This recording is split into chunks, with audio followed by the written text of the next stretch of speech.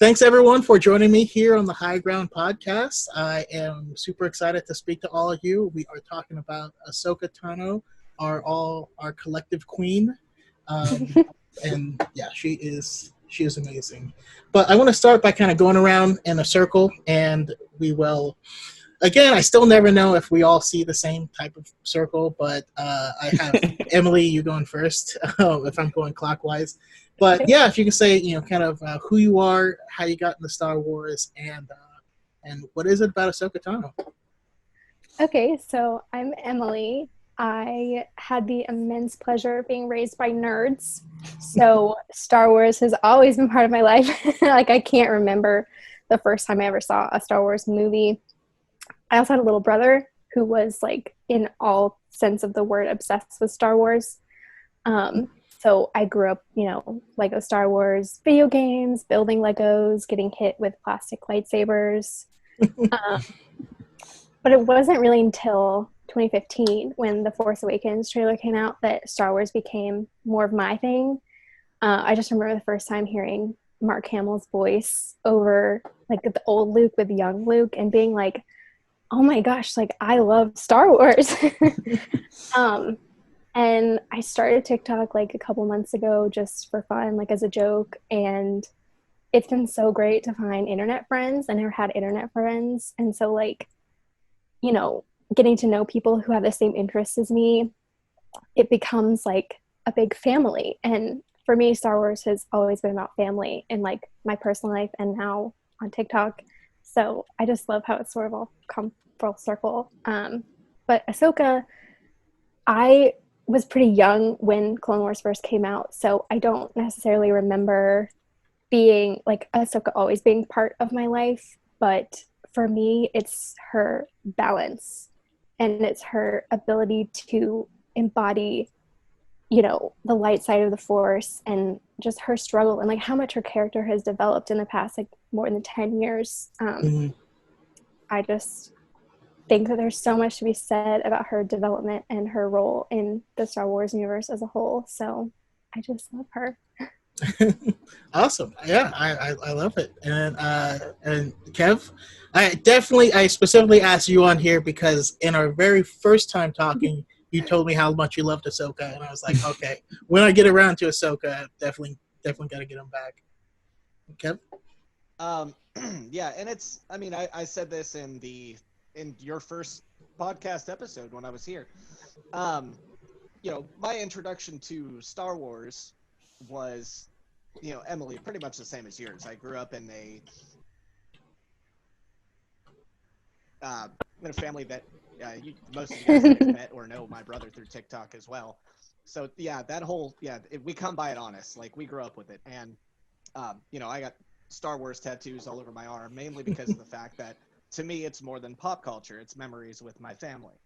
And but when it comes down to Ahsoka Tano, I mentioned this before, and I mentioned this on the first episode. I was at one point in time I was a youth minister, and without going into details, things happened in the church that I was working in that I took the heat for and I took the blame for, and I stepped down, even though I was, in all technicality, I was the one that was set up. I was the victim, and I walked away from all of it to find my own light outside of the dogma of that.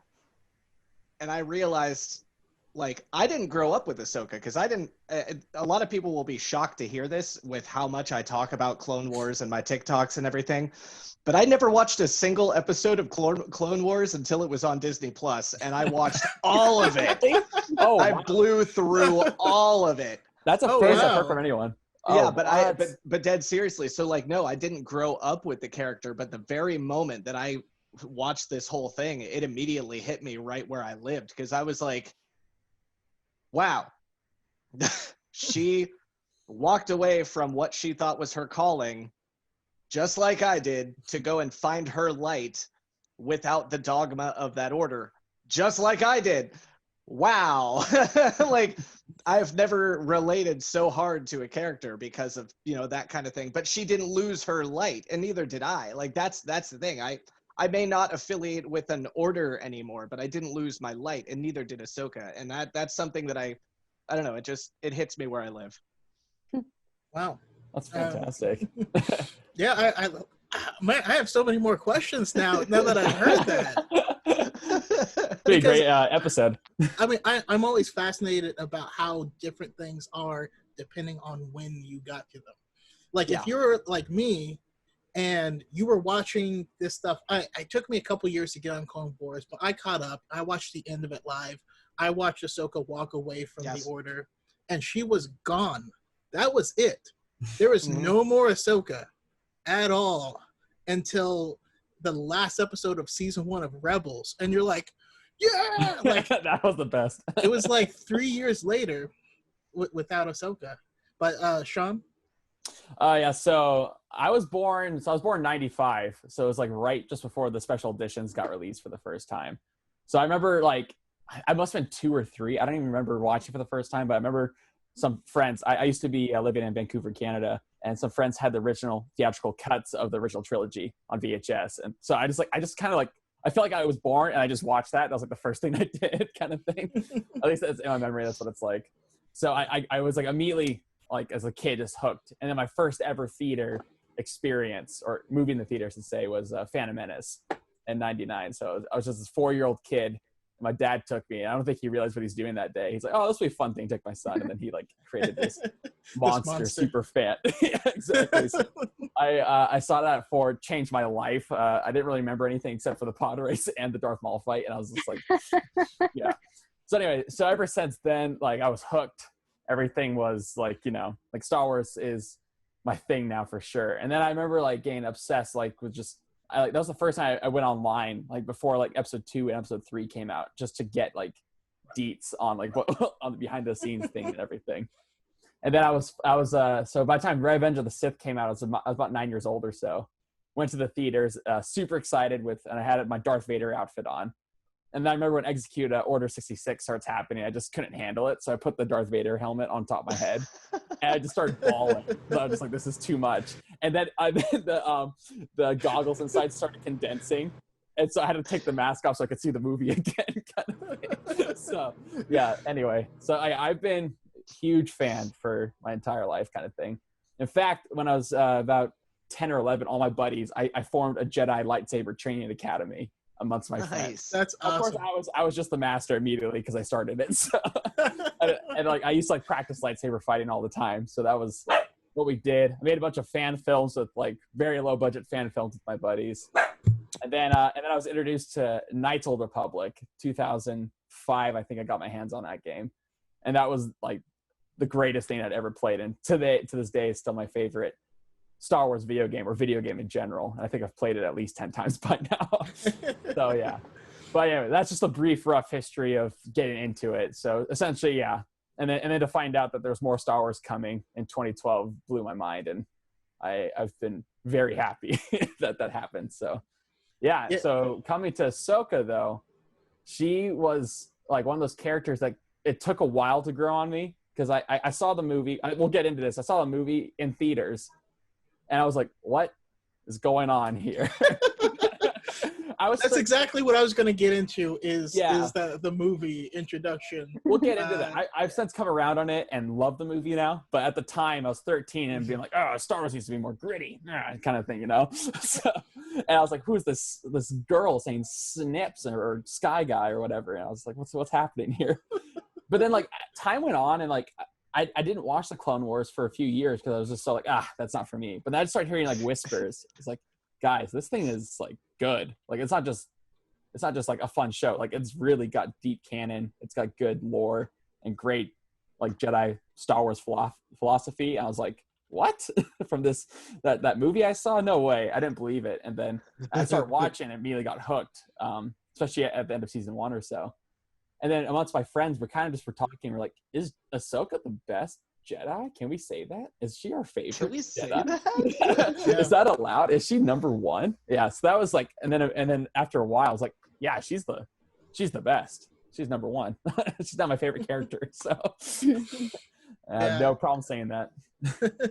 And so when Sean and I reconnected, we're texting back and forth a bit, and so I had to, some of the questions that you got to ask And as long as you're not gatekeeping with it, right? You're accepting everyone for who they are, but it does reveal a little bit who they are. So you got to ask, all right, I need what are your movie rankings, right? Because that'll tell me a little bit, and then favorite characters, and you had Ahsoka, so I was like, you know what, I gotta have him in here, and yeah, it'll be a lot of fun.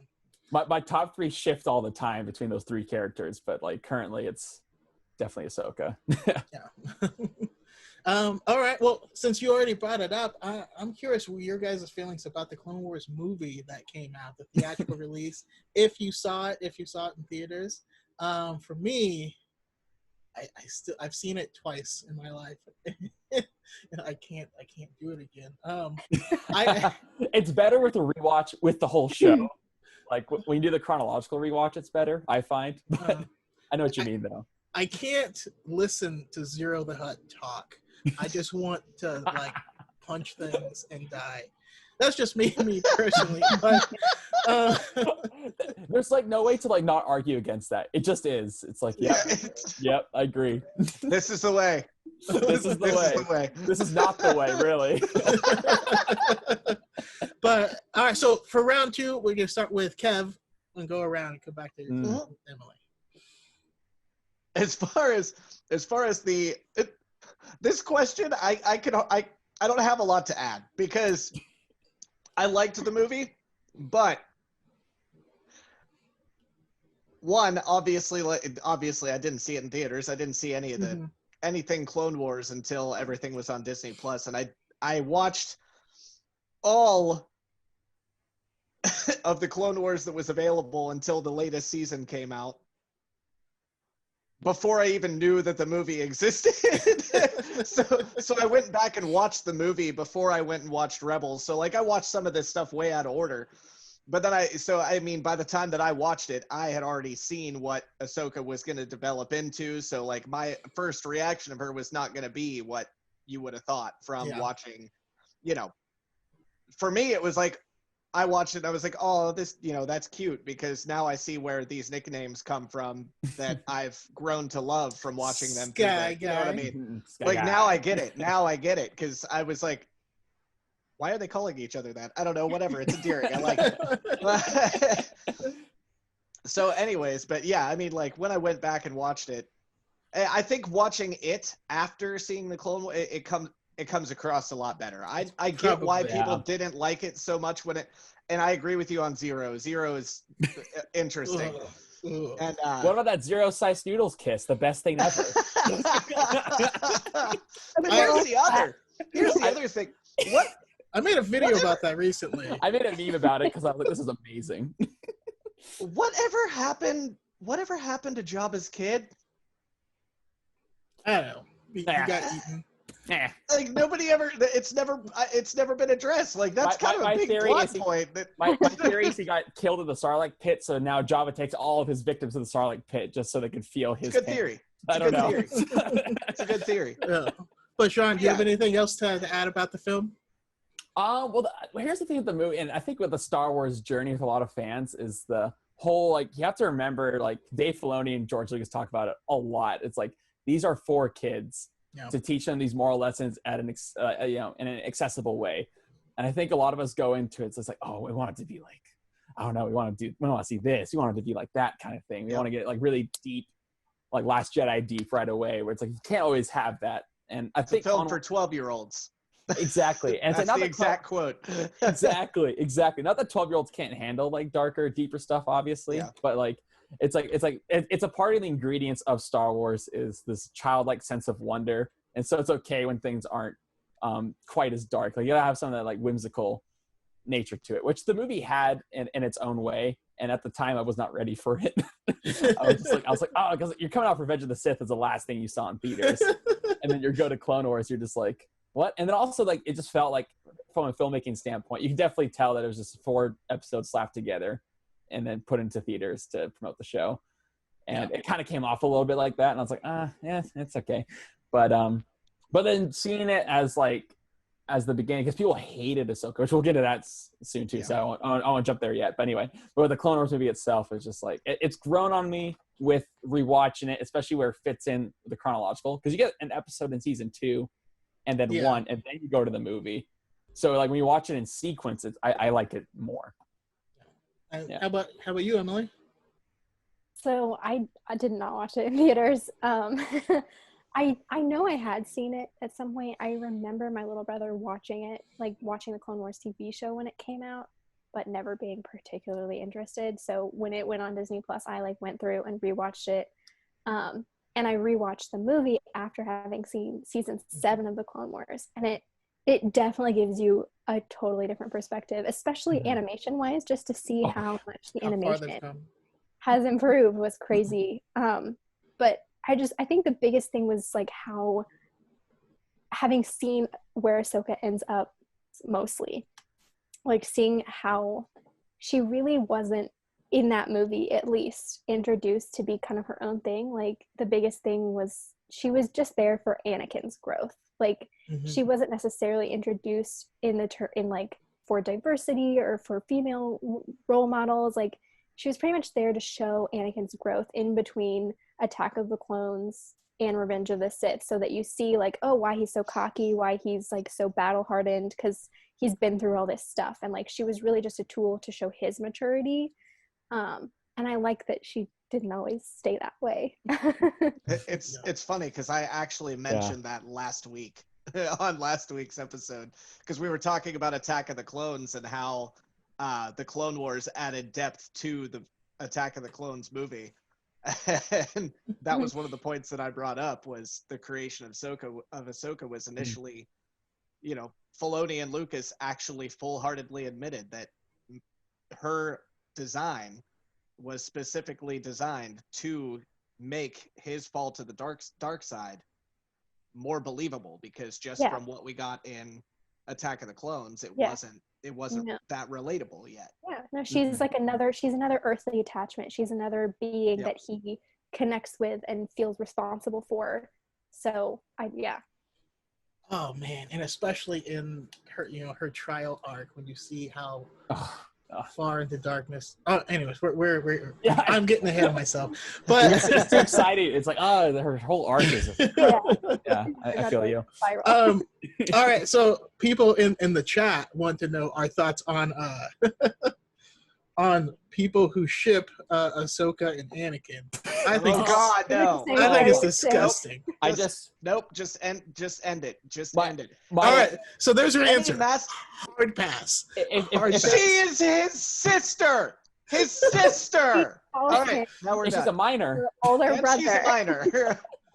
Agreed 1,000%. There's like a million ways that it's wrong. So you got your answer, guys. On that point, quickly, my buddies who run the Instagram page Resist the First Order from Oregon, they did a post of like all the Star Wars factions coming together at the Avengers Endgame scene, and then there's the Ahsoka people who are like Thanos army. And it's like we have to come together to stop it. It's horrible. So shout out to at Resist the First Order for coming up with that. And that's like any master Padawan relationship. It's just like a weird abuse of power, and like should never. I think it's more of like either a father-son or sister-brother thing. Like it comes off as a weird 50 Shades of Grey Star Wars fanfic combo, and I'm like, All right. And on that note, let's. So when the character came out, she was literally like the most hated thing ever. I don't know if you guys recall. Doesn't that sound familiar? I mean, it's kind of just. It's like poetry. It rhymes. It just keeps happening. But let's kind of start with that. We'll start with Sean this time. Oh, about the initial hate. Well, I feel like back then I was too young to be like part of like the zeitgeist of like people talking about like Star Wars. Like I wasn't really following many podcasts, if there's any podcasts back then, or personalities. So it's more like after the fact of like, seeing it in hindsight how she did start as this hated, awful character that everyone hated. And I never, even when I first watched Clone Wars, I never thought that she was this horrible character that destroyed Star Wars. I was like, I wasn't connected with her yet at the time. But so I don't understand the vitriol that goes against her right off the bat. Like a lot of characters, Rose and Holdo. But anyway, there's a lot of things like that where I'm just like, okay, let's simmer down and like take a step back. And then people do this thing where they want a fully formed character, and then they hate because at the time she's not fully formed yet. This is the beginning of her journey, and they like you have to like slow down and wait for these things to grow with time, essentially, which didn't happen back then at all. It was immediate judgment was passed. So, I didn't agree with it. And how about you, Emily? Your thoughts on it? I did some research about this for some videos, and yeah, people didn't like her. It's really interesting how similar the criticisms of her were. Like, she was called a Mary Sue. Like, they hate that she was called forced diversity as well. I saw that in some of the old like message forums. But it's sort of the same thing we see happening now with some female characters, where it's either she's too overpowered, she's too perfect, because they thought that about Ahsoka, or that she's not perfect enough. Like, some people criticize her because she wasn't obedient, that she was not a good Padawan for Anakin because she, I guess, is too much like him. But yeah, it's the irony. I have to quote one of the best lines from Battlestar Galactica: "Everything has happened before, and everything will happen again." Yes. That's what that reminds me of. Yeah, like, we've had the privilege of having her story be handled by the same people, largely for the whole time that her character's been developing. So I think that's why she's become more beloved, and she's had 10 years to be developed as a character. So what I love about that point too, Emily, is like Dave Filoni just loves that character so much. I've read and heard in interviews before that like people can't actually use that character unless he okays it or like supervises it or has something to do with it. So when people get worried about her potentially appearing in Mandalore in season 2, I was like, there's nothing that's going to happen that Dave Filoni wouldn't pass or be okay with. So I rest easy. I'm like, yep, just bring more Ahsoka, because Dave Filoni's got a lock on that character. Also, George Lucas was always joking to Dave Filoni of, so when are we going to kill her? Because she's not in the movies. I hope. They hadn't figured that out quite yet, of just having her leave and all that stuff. But I got to pin my thought on that to later on in the discussion, but let's come back to that point. But yes, yeah. I can't believe all the initial hate that kind of came out. But like you said, it's always unnecessary and like totally like, you know, I don't know, unwarranted hate every time. Yeah. But enough with the negative. Let's get with the positive. What for you guys? What are the best like Ahsoka arcs, as well as the coolest Ahsoka moments that you can think of? Ooh. And Emily, you want to start? Oh gosh, I feel like there's so many. I really like the arc. I don't know what the name of it is, but the arc where she gets kidnapped, or where Anakin loses her and she is getting hunted, and she is able to save the other Padawans. That one to me is when she really becomes the Ahsoka that we know and love, because she's a leader in her own right. She's not leading because she's got clones behind her. She's leading because of the skills that she's learned.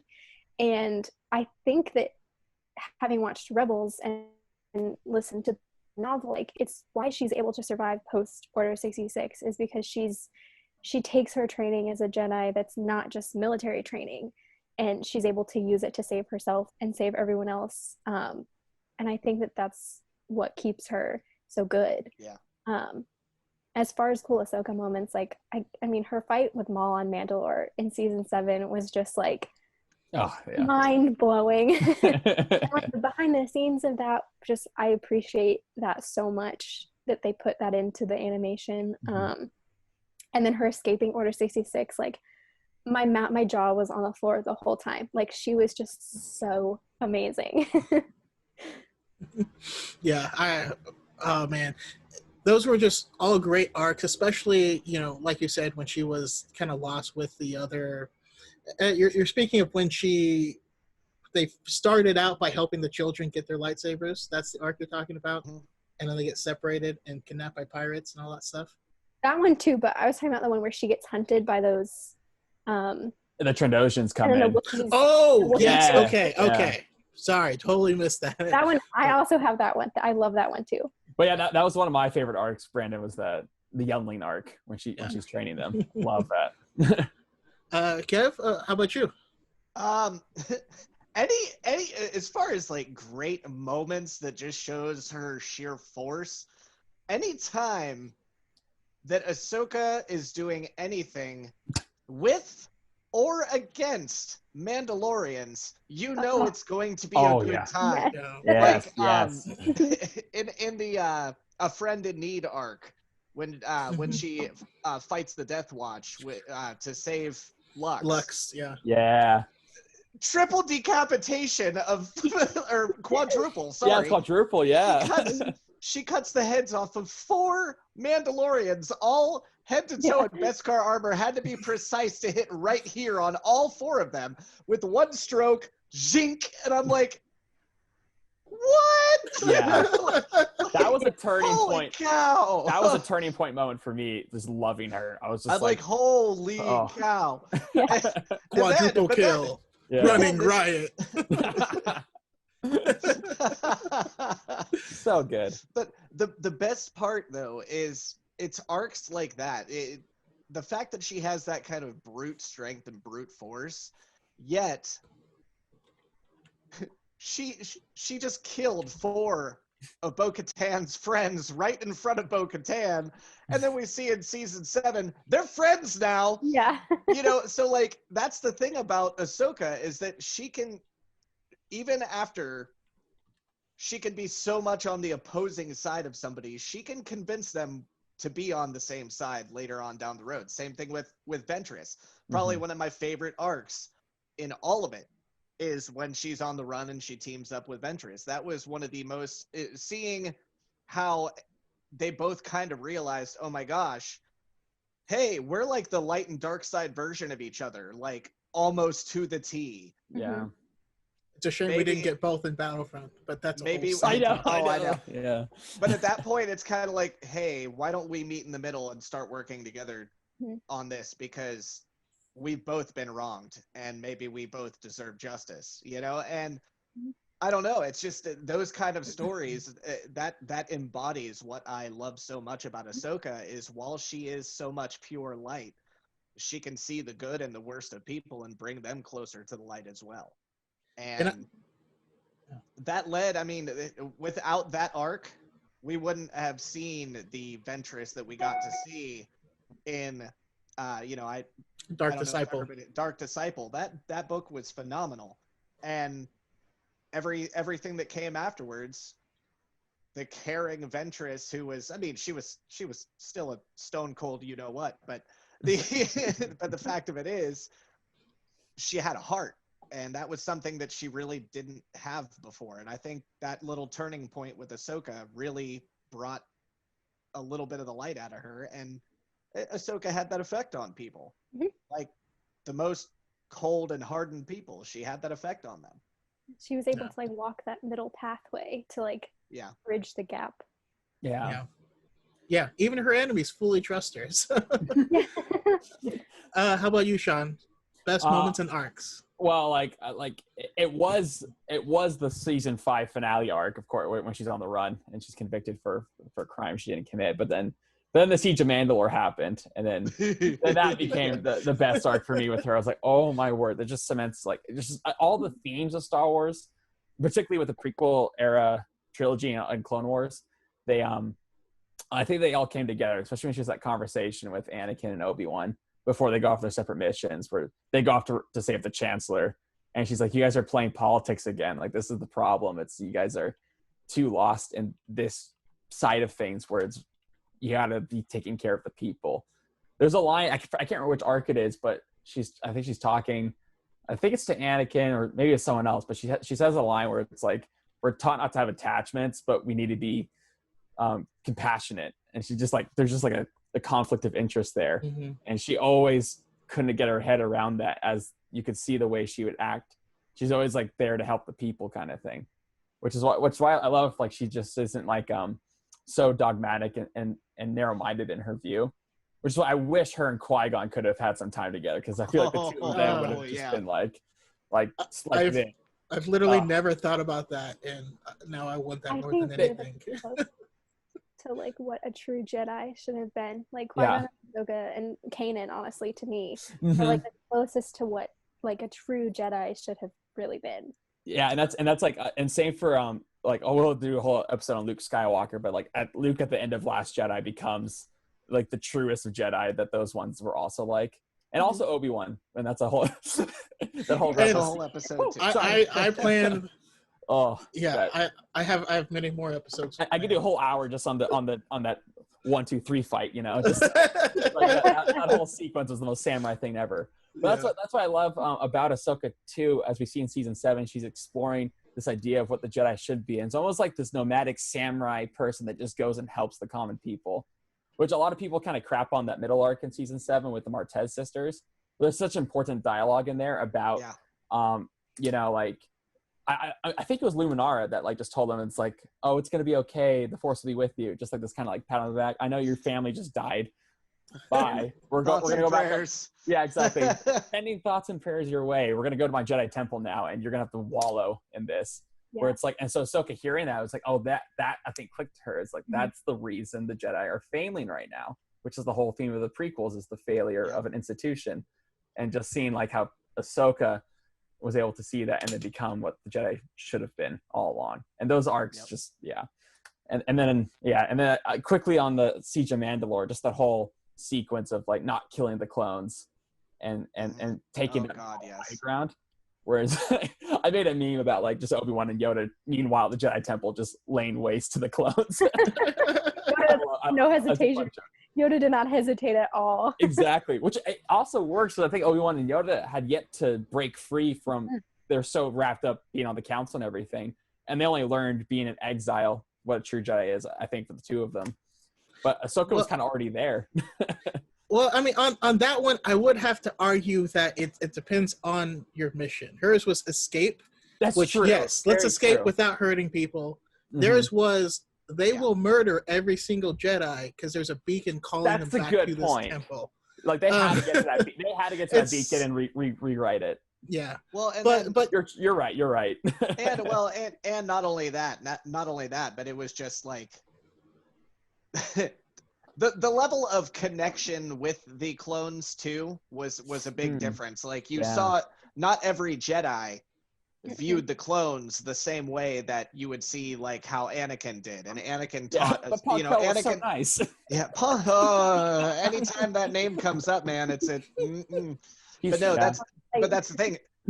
You know, we see Obi-Wan and Cody, but even Obi-Wan and Cody, Obi wasn't nearly as close with Cody as Anakin was with Rex. Like there was camaraderie there, but it wasn't like a brotherhood. And it was like Ahsoka and Anakin would have beers with the clones after a battle, and Obi-Wan and Cody were like, "All right, see you on our next shift," kind of thing. Yeah. All right. Now, one thing I highly recommend, because I just watched the whole ending season 5 arc. If you watch that arc and then watch the Season of Mandalore arc. And see how those two interplay with one another, it's actually quite beautiful because there's so many scenes in it where it is it's very mirrored of Ahsoka escaping through those tunnels versus her going with those same clones into tunnels when they're looking for Maul. Yep. And the gunship scenes and her still not wanting to harm any of them. The only difference is you replace Ventress with Maul, but a lot of what happened is mirrored beautifully. And I just watched it today, and I was getting chills like in different parts of like, ooh, I see what you're doing there. Yeah, it's like poetry, it rhymes. Like what Kevin was talking about, like how Ahsoka and Ventress were like two sides of a different coin, or the same coin, where it's like also Maul and Ahsoka were very much like that. Like they're both cast aside from their various orders and whatnot, and Maul was trying to appeal to her heart through that aspect, but of course she wasn't having it. So, but now, very, very good storytelling. for me, I mean, you guys stole all of mine, but sorry, buddy. Let's go first. I will say, rough, buddy. just how much care she showed for all the younglings when they were making their lightsabers. Like that whole arc was just like a big heart, just like that's all it was. Yeah. And the David Tennant robot that was helping them train. Oh, so good. So good. But my favorite Ahsoka moment has to be from Rebels when the when the Inquisitors are acting as seekers and they're trying to take the Force sensitive children. Yeah. And yeah. Kanan and Ezra are fighting for their life. They're on the run and they're just trying not to die. And then Ahsoka jumps in and is like, "Don't worry, you guys go to the ship." Like, it's mama time. And then she just handles both of them easily. It makes them look like children. Right. And I think one of the best lines from that whole entire thing is Kanan, "What about Ahsoka?" Ezra, "She's doing fine." Got this. But it really shows us like the power creep, truly, because once all these masters from the Republic are gone, which is funny because it's the Jedi side, but it actually shows you what the strength of the rule of two is, because when all those masters are gone, all of the Jedi are now down here with their training versus what they once were. And so no one's standing up to it. Ahsoka. Yeah. And just the symbolism of the white blades is that just that watching that alone is perfect. when she takes him from the 10th brother, that's a fun one. I actually got something for that. I heard we are going to get to that one though. Okay. We are going to get That's to that. the novel. We're going to get to That's that. the I'll novel, hold on. right? I'll hold on that then. Yes. There's a nice theory. Just don't let me forget. I have a good theory to talk about. Okay, we'll remind you. All right, we're almost there, but I just want to ask, because I get asked this question or hear this statement all the time, and I apologize in the notes I'm skipping ahead because we're kind of covering multiple things at a time. Yeah, good. Is Ahsoka a gray Jedi? No. All right. It's such an easy no, because, and I mean, I'll describe it the way that I've heard you describe it, Brandon. She is the Ashla. She is the embodiment of the light side. She even goes by the name Ashla. Like they make that point very clear. Like when she is in hiding, she changes her name to Ashla.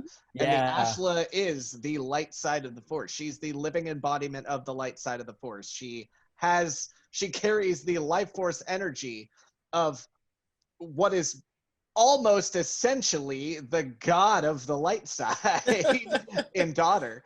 Is that why we still can having assume... the bird? The Concord. It still has Morai flying around with her all the time. Like she is the embodiment of the light side in every sense of the term. Just because she is not a Jedi doesn't mean that she is a gray Jedi. No, she is everything a Jedi should be without the dogma, without the title. She is not a Jedi. She is the Jedi. All right. Well, there's no real better answer than that. We're all in firm agreement here. I appreciate it. Okay, so now... sorry, I was going to say on the whole gray Jedi thing, just very quickly, it's like there's that whole like this need from... I don't want to say it's a raw need, but there's a whole need to perfectly be 50-50 light and dark. Like a lot of fans want that. I was like, that's just... George would never have made that, I don't think. So it's like, because in the Duel of the Fates script, like there's like this whole part at the end where it's like Rey uses unnecessary rage to, defeat the bad guy. I was just like, that just seems, I don't like that idea. So it's like the whole Grey Jedi thing is very, I don't know. It's okay. The unnecessary sounds about exactly right. Yeah, it uses unnecessary rage. Okay. In the script, I believe it says necessary rage, like word for word. Yeah, I was like, that's like goes against everything that they stand for, but I don't know.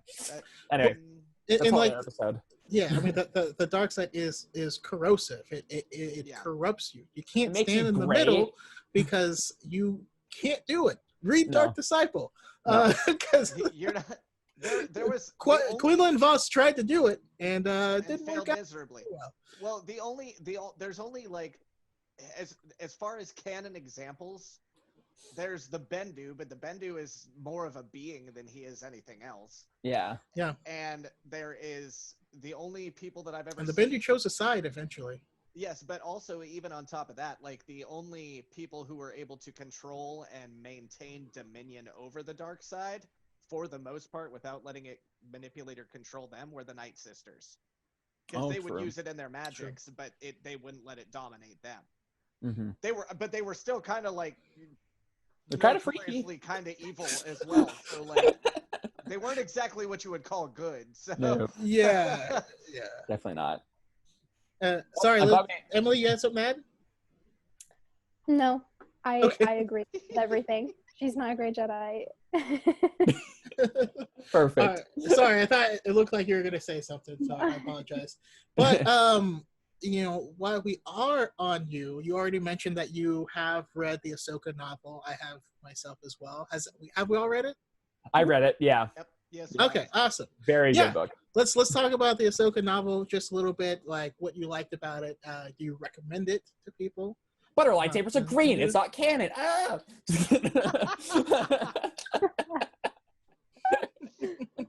It's the worst. No, it's a great book.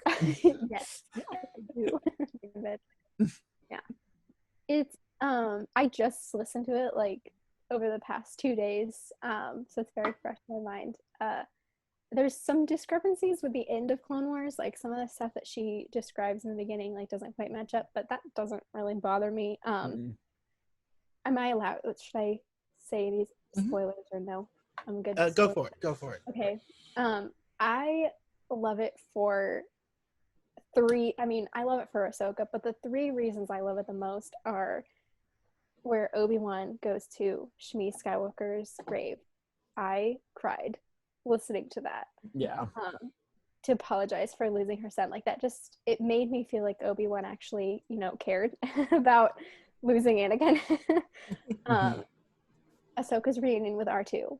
I got so excited when I heard about how I can imagine like how excited they both would have been knowing that each of them were still alive. Like it was precious. And then Bail catching her. Yeah. And then when she's speaking to Bail Organa and he mentions Leia and he says she's already a lot like her mother, I lost my mind. Because I think Ahsoka says that like she thought he's trying to test her, but she doesn't know why. And I just so desperately, I mean, I know why continuity wise that he doesn't mention the twins, but I just wanted so badly for there to be some sort of interaction between Ahsoka and Anakin's children. Like just even that little bit of a connection for me was enough to be like, oh, this is so satisfying. Yeah, no, the book was wonderful. I love that you see where she gets her white lightsabers. And for me, it was her dealing with her grief that I found so impactful, because you see her struggle with probably the same thing that both Anakin and Obi-Wan did after Order 66, with just like survivor's guilt and trying to forget and not wanting herself to like give in to the pain of losing everyone that she loved. But like the way that she, like, once again, it's the balance of her character and like the way she's able to internalize and like overcome her grief, and how it makes her a brighter, stronger person and doesn't turn her dark like it does with Anakin. Like I just think it's like a perfect mirror of her and Anakin, and she, to me, is like what Anakin could have been had he not been groomed to be a Sith. She really is like, if Anakin was healthier, because she embodies so much of what he was trying to do, but he was just so unbalanced about it, and she's like the balanced version of him for sure. Yeah, exactly. Yeah, that's a good point. And then also in what you're saying, I think about and now it's gone. Now it's escaped my mind. So I'll come back to you. Never mind. Yeah, I'll come back to it. But Kevin, what your thoughts on the book? So I thought, and also I do have to ask, did we all read it or listen to it? I listened to it as well. I listened to it. Ashley Eckstein reading the book. That's Yes. 100% Perfect. That's why I listened to it. Yeah. Perfect. Yep. I was like, I needed Ashley voiceover. Oh, I'm like, of course, And the of course, I'm sound, gonna like the little listen to it. soundtrack. It is Mhm. Ahsoka Yeah. reading it to me. Why would I not? yes. But anyways, yeah. So, but yeah, and yes, there were a couple discrepancies, like she's, like Emily just said. But I'm like, it was like two things. It was basically her interaction with Maul was different. The way that she buried her lightsabers instead of just dropping them was different, and the fact that the lightsaber color had changed was different. That's it. Like, Yeah. that's Very not, minor. to me, I'm like, I chalk that up as I'm telling a story of something that happened when I was really stressed out and I don't remember every single detail. Like, it makes sense. It's not Yeah. it's not enough to say this. Oh, we need to decanonize this book because it's discrepancies, the continuity errors. Like, dude, there's more continuity errors than that within every single trilogy itself. So don't worry about it. Like, it can be explained. Just let it go. It's not that big a deal. I have people telling me they want Starkiller to be canon, and you're like, he kills Luke, Han, and Leia. Yeah. Well, and That's a discrepancy. Not only that, but you want to make Starkiller canon, and you say that like people like Rey are overpowered, and you want Starkiller? You mean you want the guy that literally just went like this, and all of a sudden a whole bunch of stormtroopers flew up in the air and disintegrated because of his force powers? Like, come on. Anyways, okay, I digress. But Yeah. that's Agree a 100% whole unrelated tangent. But the thing is,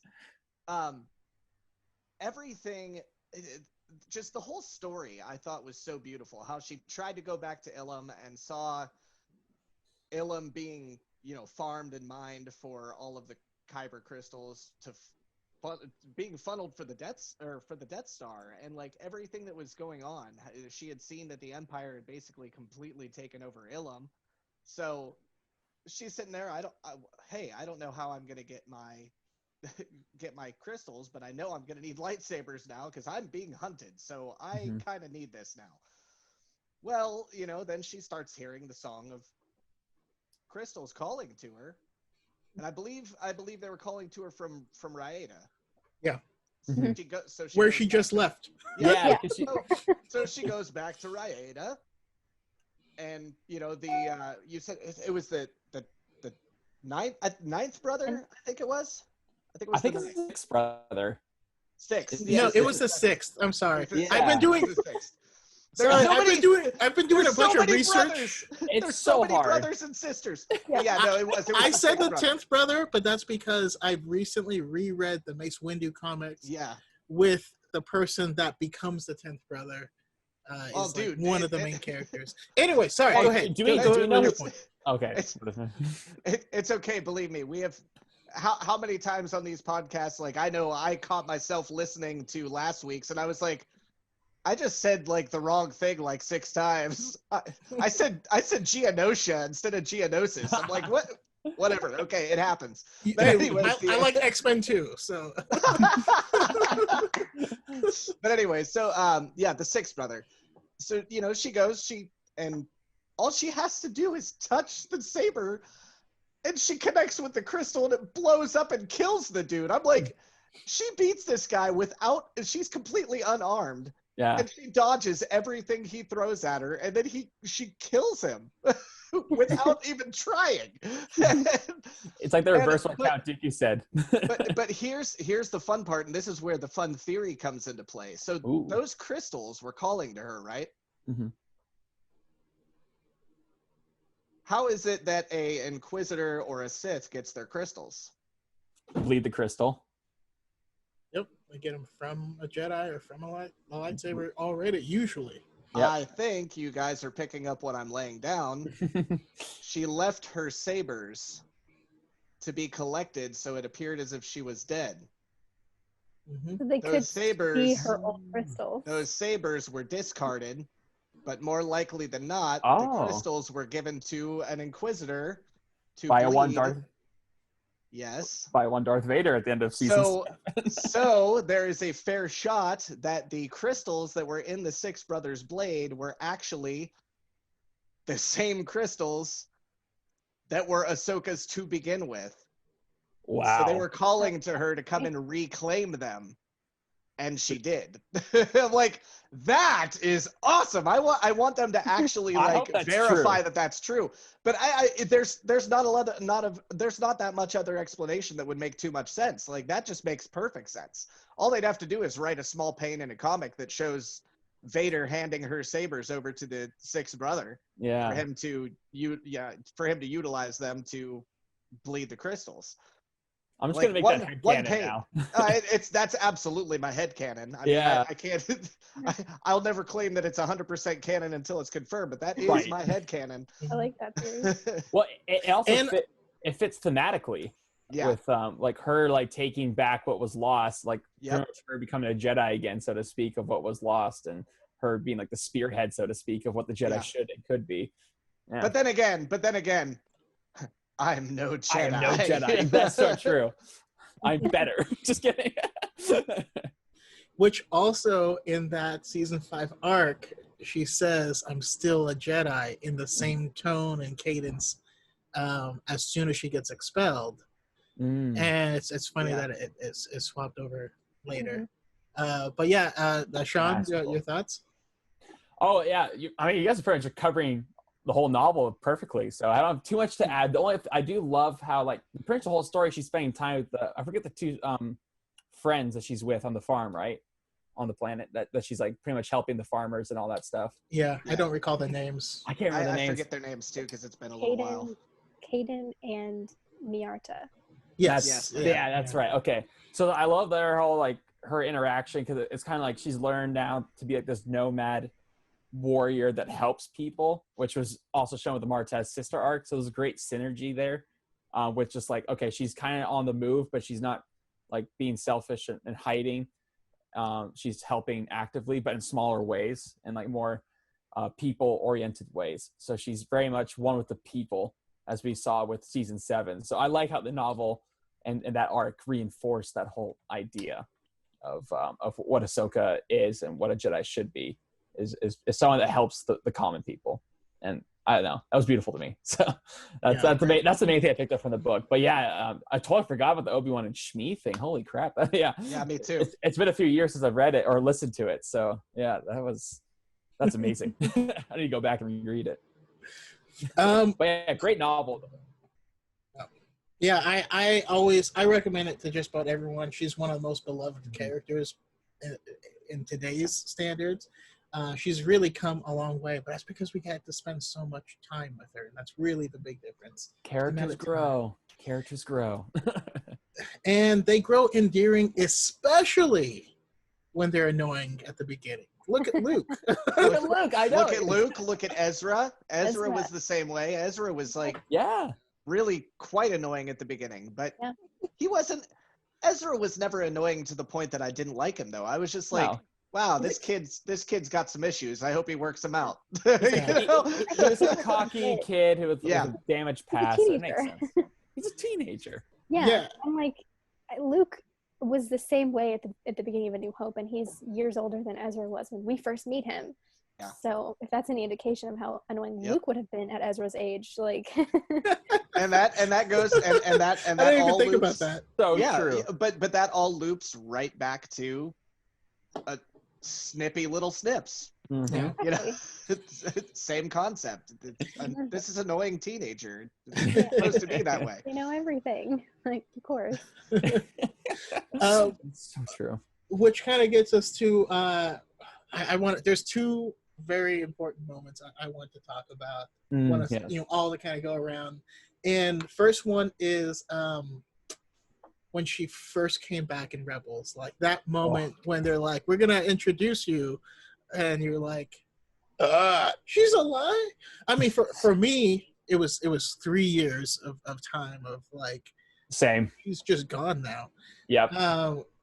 For Kevin, it was for me, it was a couple hours. Yeah, the jerk.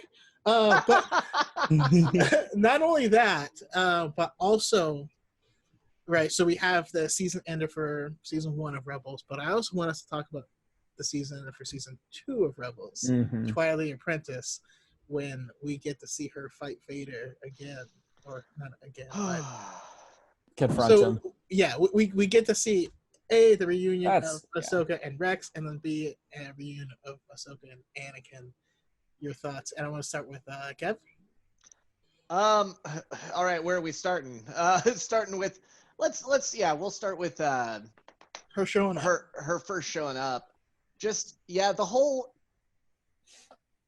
when all of a sudden you hear her voice and she goes, "Protocol has changed," and starts coming down the ladder. I was just like, yes, because at that point, I hadn't read the novel. I didn't know who Fulcrum was. Like I didn't know.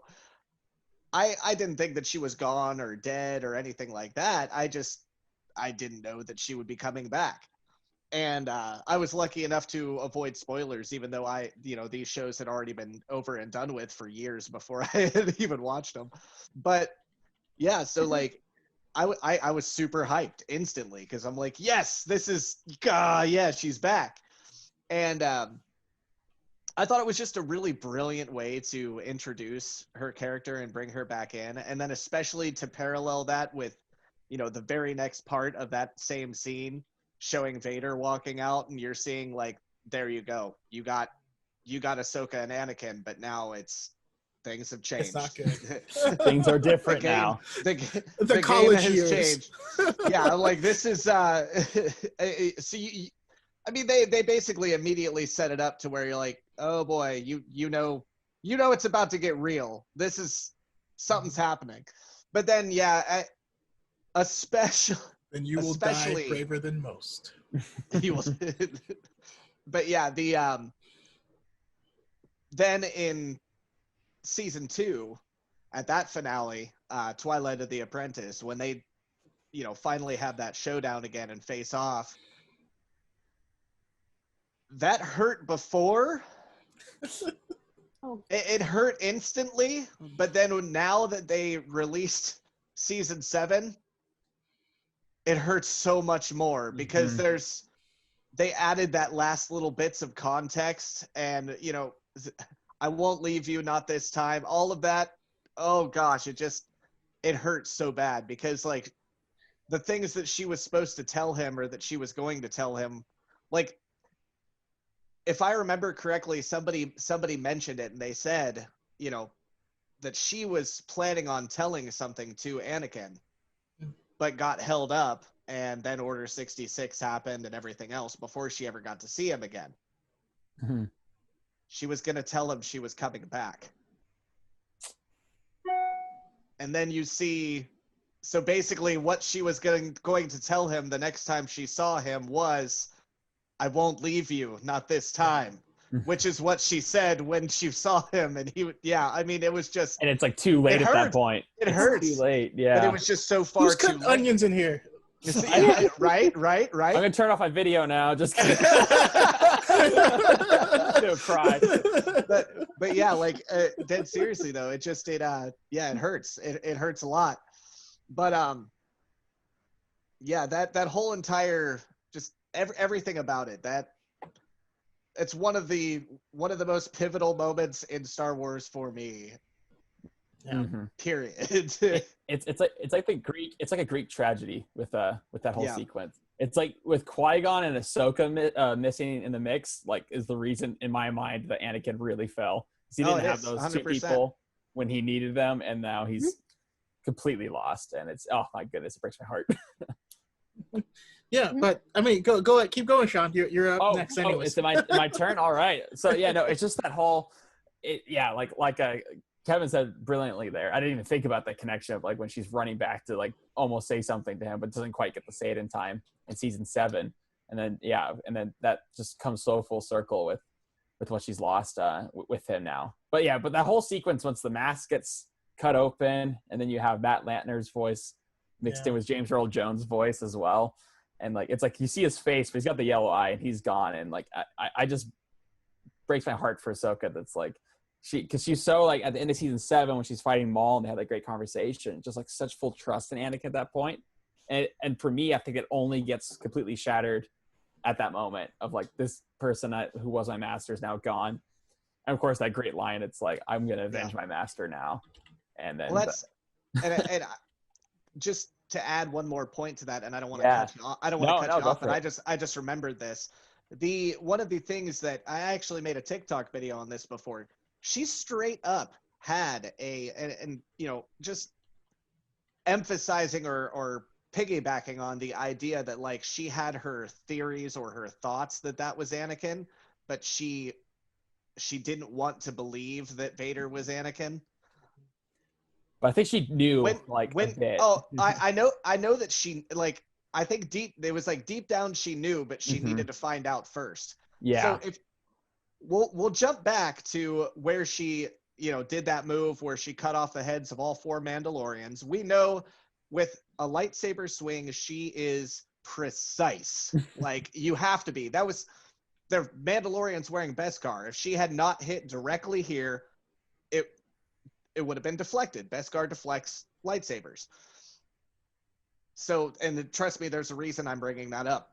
She had a kill strike that she could have taken on Vader. Oh. When she ran up on him from behind, he turns around and he blocks her one saber, and she has full range of him completely wide open like this, and she goes boom and cuts that slash across his mask. Oh, interesting. She had to see if it was actually Anakin, because she couldn't kill him if it was Anakin. Also, you saying that, but the fact of it is, the fact of it is, the reason why I'm saying that is, if she was able to, even behind her, cut off 2 heads of 2 Mandalorians, 2 she could see, 2 she couldn't. What makes you think that this whole open region right here on Vader, she couldn't just whoomp right through? You know, she had full range and full ability to completely just murk and kill Darth Vader right there. But it just shows how her soul, she knew that it was Anakin. She just needed to confirm it. Which just shows how compassionate she really is. It's like, even though she knows he's gone and lost, she just couldn't bring herself to kill him. Just kind of like Luke as well. Yeah. But you saying that reminded me of my forgotten thought, which was specifically how, and then the book Ahsoka, she talks about reaching out with the Force, and all of these people that she used to always feel so brightly were gone. Oh, I forgot about that. Yeah. Even Anakin was gone because he's on the dark side now. It's not the same. Yeah. And I thought he was dead at first for a while. I'm sure she did, and that's why. And I actually made a TikTok on this recently. But I just hope we get to see Ahsoka, when Anakin comes back to the light, feel that presence come back into existence, and then slowly fade out as he dies. Like, I don't know. I showed my whole family that video of yours because I was just like blown away. And actually, while we're on you, I want to hear your thoughts as well. I just, if we get an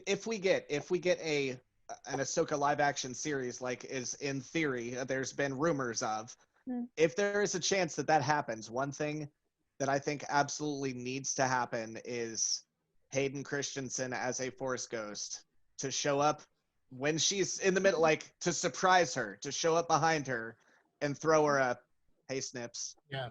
And all of a sudden you see like the light come back into her because she realizes everything is okay. Like he died on the right side of it. You know what I mean? Like that would be the most beautiful thing to me.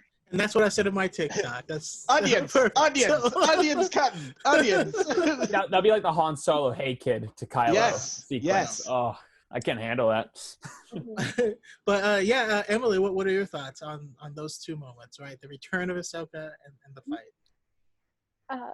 Her return, I don't think I ever had a concept of like where Ahsoka was at that moment. I didn't watch Rebels until kind of recently. I went through once everything was on Disney Plus, and I rewatched all of Clone Wars, and then I rewatched all of Rebels so that I would be prepared for season 7 of Clone Wars. So I didn't necessarily have to wait for her like big reveal, but her reunion with Rex, just means everything to me, especially after the end of Clone Wars season 7. I went back and watched that moment, and just knowing that God. how they parted and what they'd been through together, and I just love that they hugged. I'm such a sappy person, and so the biggest thing Same. in season 7 of Clone Wars Sorry, is sorry, you're trying to did not hug. I Stop was it, man. devastated. I was like, surely one of them is gonna run back and hug the other, and they did it, and I was heartbroken. So I like to think that she has like learned from that mistake, and that's why she hugs Rex when she sees him again. Oh, It's so good. In my experience, what is it? Experience outranks everything. Yes. I had like, so I My book. rewatched. I'd already seen all Rebels, and I'd already seen all Clone Wars, but I rewatched Clone Wars leading up to season 7 because like, okay, I have to. And then of course once season 7 finished and everything happened, I was like, well, I guess I'm doing a Rebels rewatch. So I just recently Yeah. Rebels. I knew about more. I did specifically because I just remember that scene with like Rex and Ahsoka reuniting after their stuff escaping to get an Order 66. I was like, I have to see this arc through now in real time with the characters. So, and also, while you're on it, Sean, I want to hear. We'll go around starting with Sean real quick. But what would have happened if Ahsoka took Maul's hand when he offered it in season 7? Oh, And you could see her like thinking, because she thought about it, yeah. Because I don't know. I feel like Maul and Ahsoka, if they had worked together, could have had a shot against Sidious. I don't know. That's just me, because they could have rallied with Obi-Wan and Yoda as well, and come to Anakin's aid. But I think it might have actually have worked out. I don't know. It's hard with Maul because he's such a loose cannon. You don't know what he's going to do. But I think he definitely wanted Palpatine out of the picture for sure. So especially after Palpatine showed up and like wrecked all of his stuff. Oh, one of the greatest lightsaber fights ever. Oh my word. But yeah, it's just like, I think it would have been the right thing to do in my mind. But it's like, but at the same time, I understand why Ahsoka totally would not have accepted his hand in the moment. It's just like, no, not trusting this for a second. But and that's part of the tragedy of the prequel era. How about you, Emily? I felt similarly in watching that unfold as I did with everything that happened with Fives, because I was just like, just believe him. Yes. like you said, there's very good reasons why she doesn't believe him, but like it's just what could have been for me. Like I do feel like a little bit in that moment she gets wrapped up in the cockiness that she's kind of inherited from Anakin, where she's like, my master could never, like she doesn't even try and consider, the things that she does know about Anakin in comparison with what Maul tells her. Like she just immediately shuts him down, and I feel like a little bit of her pride got the best of her in that moment. I mean, obviously it had to, because Order 66 happens and there was no changing it, but I do feel like that maybe had they teamed up, that something could have something different might have happened. Because it was like a too late when she let him go during the Order 66 part. She's like, okay, maybe we should work together, sort of, not really. It's like, I'm going to use you as a distraction, but but I think at that time, it's like, something's off and I should have done this maybe earlier. I definitely, like, as much as I didn't want to, I felt really bad for Maul, because I did too. Especially when they're like dragging him away with the ship and he's like screaming, like he was right. Like there was no denying that he was right. Eventually, I'm going to do a Maul episode, because there was someone one who has thing. one line. But yeah, go. Actually, Kev, it's your turn anyway. So what you're going to say and then go into it. Yeah, there was one thing about that particular line, Emily, when they start dragging him away. Beautiful foreshadowing. Oh, yes. Beautiful foreshadowing. I made a TikTok video on it. But this was Filoni being just a brilliant mastermind. They start dragging him away, and he says, "You're all going to burn." And then what is the last thing that you see is all of them with their scorched helmets as the final scene. Like, it was beautiful. Like, it wasn't, he wasn't just predicting that they were going to kill all the Jedi and everything else. He legitimately was foreshadowing the specific way they were actually going to go down in fiery flames. That's so true. Wow. Yeah. And he was the one that did it too. I'm gonna make you burp. Self-fulfilling prophecy, but Self-fulfilling prophecy. But if people complain about Starkiller like not being canon, I was like, that was a very Starkiller move from Maul when he went in there. And took up the drive. I was like, that was. Walking through, ripping panels off the walls, and then just that was so slick. Beheading people. Anyways, sorry, we're getting off topic. We are getting off topic, but as much as you love the clones, like, gosh, you love seeing that. It was so cool. But anyways, but I'm gonna have Zach Bravo on to talk Maul with me. Yes. It's gonna be awesome. But sorry, anyways, Kevin, as far as go ahead. Taking Maul's hand. As far as that, I think if she did, the outcome would have been different, but not better. Because the reason why I say that is because I think at that point in time, Anakin was already too far seduced by Sidious that had they shown up, she would have had to have fought him then, being completely unprepared for it. And I think it would have just ended very tragically. Like, I don't think that anything would have been better at all. And I don't think it would have prevented any type of issues that happened. Like, it probably, I don't think there was enough time. I think by the time they got there, Order 66 would have already even been happening, you know? What probably would have happened. On top of that, Maul, I'm guaranteeing, was already, his plan in general was just to kill Sidious to become the Dark Lord, not to try and help the Republic. He wanted it to fall. He literally said that. He said it's time for it to fall.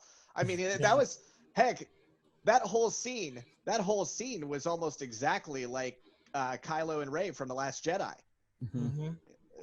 He's like, let it all die, let it all fall apart, let it happen, take my hand, we'll rebuild everything. Like, that was pretty much what was happening, which strikes me as kind of funny how everybody loved that episode and hated The Last Jedi. I'm like, dude, it was the same story. Like, what are you getting at here? It was the same story. I'll never understand why people don't like that. But anyway, no, I think to your point, Kev, I feel like if that did happen, then there probably would have been an Ahsoka and Obi-Wan versus Anakin on Mustafar fight.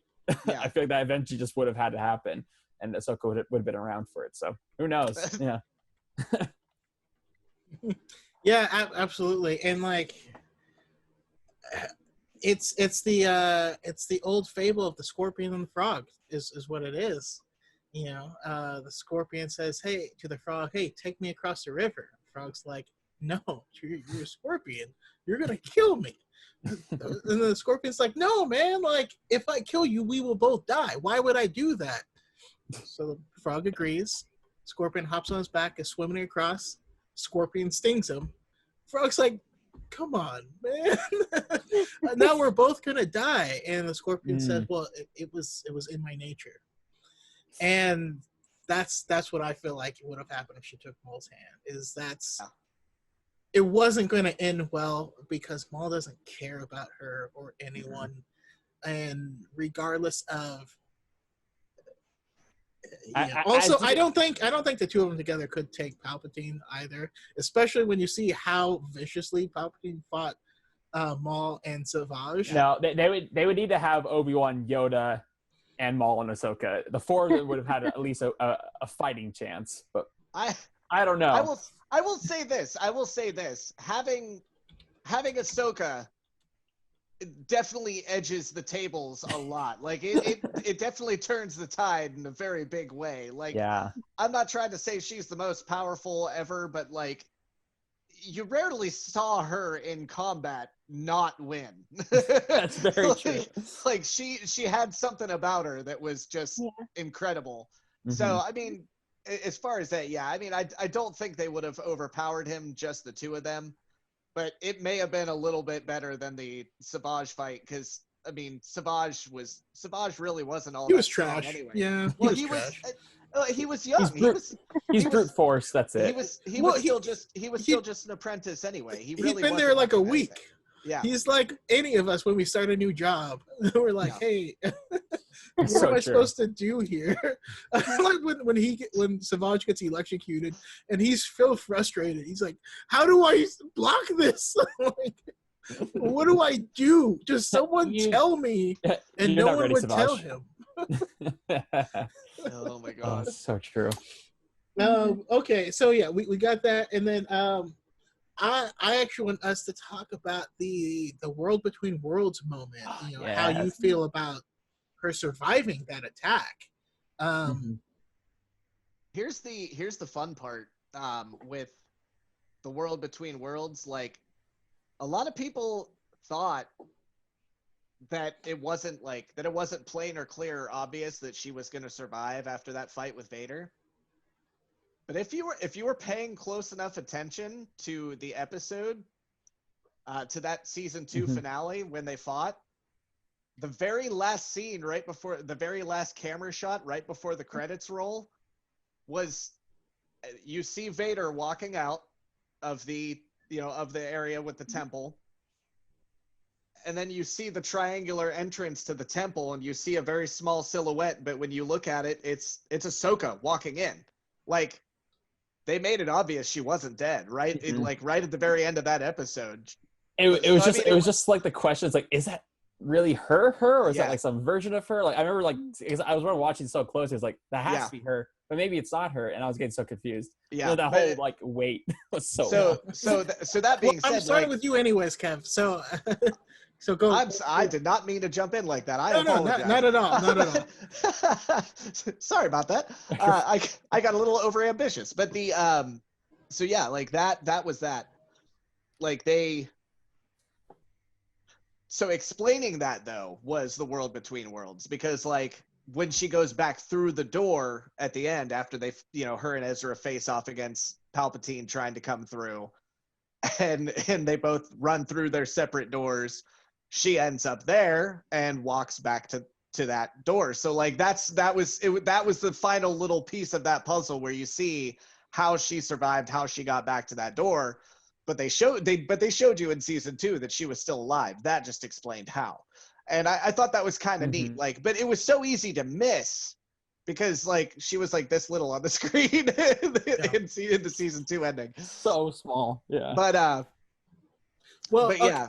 There's one other thing though I do have to add is this is Star Wars.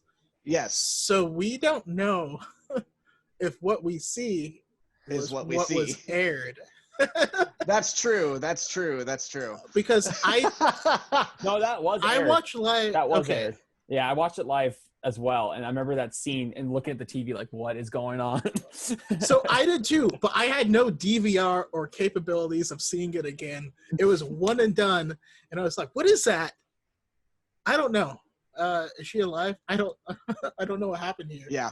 But I feel cold. I found some illegal link to rewatch it afterwards and paused it, and I was like, okay. But yeah, go ahead, Sean. Oh yeah, well that whole the world between worlds, I just love how it's like only way you could possibly do time travel and make you feel Wars and not Star Trek. Like I just love that whole concept of it and how it is such a Force thing, and that was tying like everything together, which is beautiful. But I love just like, her being saved. I was like, yes, that's so cool, and like and then creating this whole new piece of lore out of just saving Ahsoka was great. I was like, okay, I'm so in. But I love the whole sequence with her and Ezra, just because he's there to save Kanan, or he's trying to save Kanan, and she's just giving him the lessons like this. You can't ruin that moment. Like he had to sacrifice himself for that moment. So like it was just such a powerful. You see how much of a master she is, and just seeing the bigger picture, and like that sequence is amazing. I love it. Can I just add on one small little, the fact that why did they have to twist the knife by making us watch Kanan die again? Twice, yeah. Like, come on, that already hurt so bad. And then we had to watch it again. That's what my thoughts on it. Yeah. Emily, your thoughts? No, I loved it. I love like new little pieces of lore, and I really liked that it was something that Ezra figured out, and just all the things with like the Lost Wolves. I loved all that. But seeing the end of her and Vader's fight, I thought was really important, because right before Ezra, I mean, pretty much the whole fight, they're pretty evenly matched. And it's because basically like Anakin's fighting himself. He's fighting the one person who knows how to fight as well as him because he taught her how to fight. But right at the end there, I feel like his anger and his brute force are starting to wear her down. And I think that had Ezra not been there, that he would have killed her. Because you see the resolve in his eyes, like when she knocks that piece out of his helmet, and you kind of see like there's a very brief minute where Anakin kind of comes through the shell, and when she calls him Anakin, which probably hasn't been done for years at that point, and he calls her Ahsoka. Like names are a really big thing in Star Wars in general, but like I just feel like in that scene particularly, calling each other their real names, it's sort of like when you see him retreat back into the shell of Vader, that's when you know that Anakin is really gone. That's when she knows that Anakin's really gone. So I liked that you got to see where that might have gone had Ezra not been there. And then the moment where she prevents him from saving Kanan, and it's sort of this moment where she's like, you can't save your master and I can't save mine. Like they both have to deal with the consequences of the paths that their masters have chosen. And I loved it. It's perfect storytelling. It's so good. Yeah. Oh no, Dave Filoni, like you can tell that fight and just everything like has been so perfectly crafted by him. And he's always known where that story was going, and I think that's why it's such a well-told story. It's because he's always known where it was leading. And I love, like, even in there, you still have Morai, like, watching over Ahsoka. Like, still in that world between worlds. It's like that. The Force will not let Ahsoka go. Yeah, it's and that's my big thing for the big reason for my love of Star Wars is every single character on every single that you ever see has their own life and backstory, and it's probably written in some notebook that Pablo Hidalgo has, some secret database. You know what I mean? Like, I'm sure he already has like where Hondo Ohnaka ends up and all this stuff, but we're just waiting. And for me, the World Between Worlds is such an important piece of lore because we've only really had very small bits that separated what the cosmic force from what the living force is. Yes. Yeah. And what they were accessing is, the cosmic force, right? That's what destiny is. And so once, like a Jedi or Force user dies, right, they become part of the cosmic force. But if they pass through the World Between Worlds, that nexus, that's how they can retain their independence, their identity. And we find out through that in a very short story called Master and Apprentice by Claudia Gray, not to be confused with the novel called Master and Apprentice by Claudia Gray. Oh, interesting. She has a short story on that in the From a Certain Point of View book. And it's Qui-Gon as a Force Ghost talking to Obi-Wan right before the events of A New Hope, like literally right before, because he knows that R2 and C-3PO are approaching. But it's such an amazing moment because Qui-Gon has been part of the cosmic force for so long, and once you're part of that, time is irrelevant. All time is happening simultaneously everywhere. So he knows what's going to happen. He's talking to Obi-Wan, knowing that Obi-Wan is going to die and join him shortly, but he can't say certain things. And if you haven't read that story, there's I got to read that. I know, yeah. That book is largely garbage, but That's what I heard from many people. Specifically, that story. Also, there's a story about when Obi-Wan dies, and it has him kind of jumping back and forth between timelines and stuff as he's becoming a Force Ghost. And then there's another story of Obi-Wan as a Force Ghost appearing to Yoda. Those three stories make the book worth it. I'll find the titles. Sure, I'll send you guys the ebooks for it. So Yeah, Yeah. I'll take the ebook. Yeah, Well- my brother recently listened to the audiobook version of it, and he told me that there's a lot of them that are just amazing, and then he said there's some of them that he's just like, why did I just spend 2 hours listening to this? But you find out that the Dianoga in the trash heap was force sensitive and was learning about its force sensitivity as the Death Star blew up, and you're like, this is weird. I don't like it. What is this? I don't mind. I don't mind. It was a weird short story elsewhere. I'm like, Emily, that was my exact reaction. But why? What's the point of this? But like Liam Neeson's coming back for the Kenobi series. Like, he has to come back. Like that has to happen. I sure hope so. I think it will. Like it's set up for Revenge of the Sith. Like more training you have from Qui-Gon. So it's like That's true. We'll see. But going forward, right? So we have Rebels ends. Ezra and Thrawn are lost, and we know at some point, they're gonna go looking for her, Sabine and Ahsoka. So we have the search for Ezra, as well as the possibility of them showing up in showing.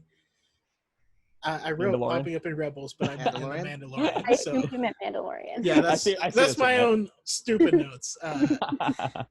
Anyways, I'll start with Emily. Your thoughts on both of those? I think it's a good way to explain where she's been, like as a way to keep her away from the trilogy movies. Mm-hmm. I love the idea of her and Sabine. I'm really hoping that is sort of the Mandalorian tie-in that we're looking at is maybe an episode where we see her and Sabine starting off or in the middle of or somewhere in their search for Ezra. I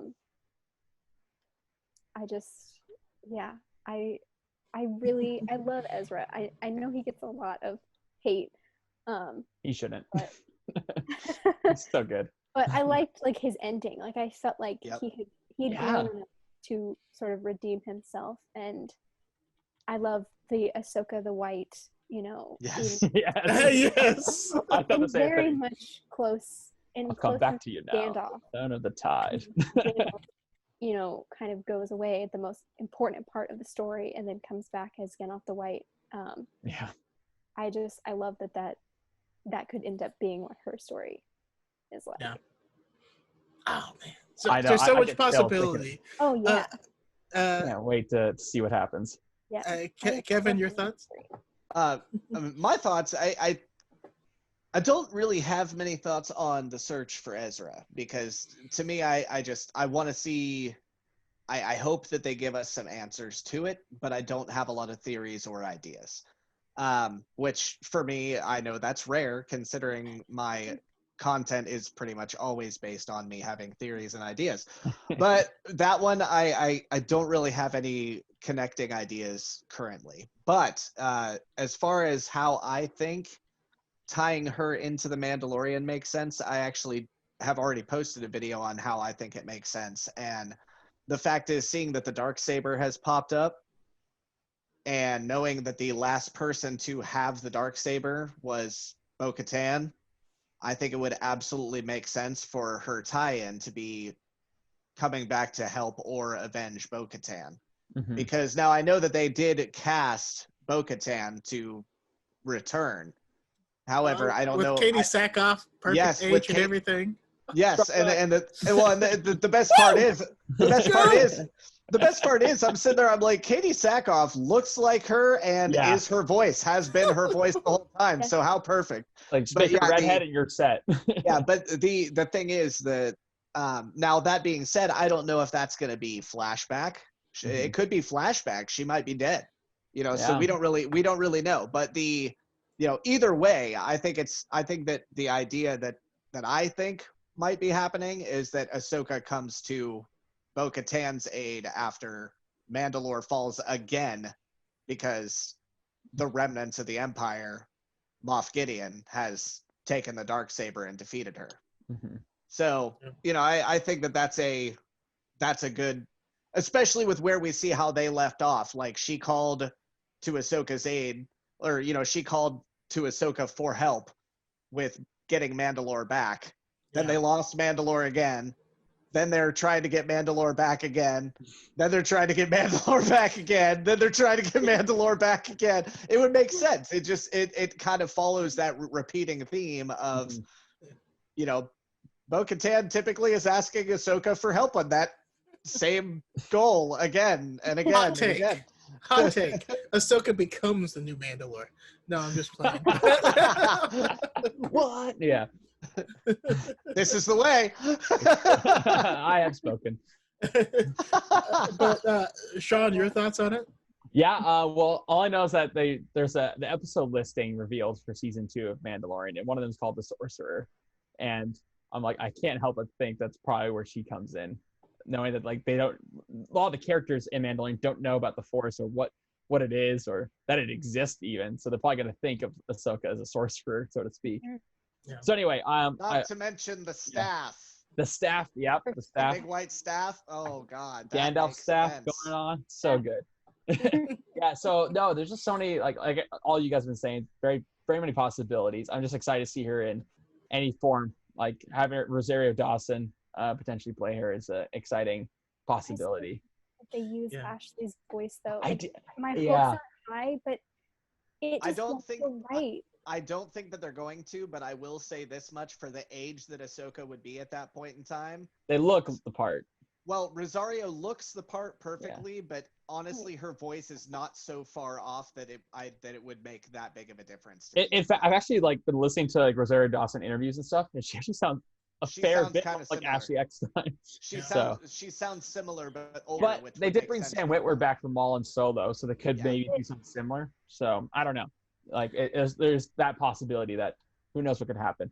I want to see something. my hot take is I want a Daughters of the Dragon reunion, right? I want Rosario Dawson, who in the Netflix Marvel series was in the Netflix Marvel. Yep. I want her as Ahsoka. Yes. The girl that played what's her name she was the only good part of Iron Fist. She was originally cast to be Rey, but that fell through. Really? Yes, she was Paige's sister for like 2.5 seconds. Was that the same actress? Yeah, that was the same actress. You would never know. But I want her casted as Sabine. I want her as Sabine. She would be a good Sabine. And I think she has the physicality, and like I could see her wielding the saber and all this stuff. Oh man. And then the actress that played Misty Knight being Sana Staros. Mm-hmm. That would be really cool too. Yeah. Oh my word. Daughters of the Dragon reunion. They've already. That's the thing. They've already been under those studios. I mean, Disney owns them now, so why not? Yeah, why not? Exactly. We already got rapport working with this company, so go for it. But I'm similar to Kev in the fact that I haven't even thought about like what the theories are. I never do that with any Star Wars property. I just go in like, what's the story? Okay, cool, kind of thing. That's usually how I operate in general. But yeah, I'm very excited to see like how exactly it's going to tie into the story and whether or not that it's because there's the rumors already that she's gonna have her own spin-off series, which is great. Mm-hmm. I would love to like at some point, this maybe wishful thinking, like have her and Luke Skywalker interacting when Luke is forming his new order, because that would be fantastic. I actually don't want it.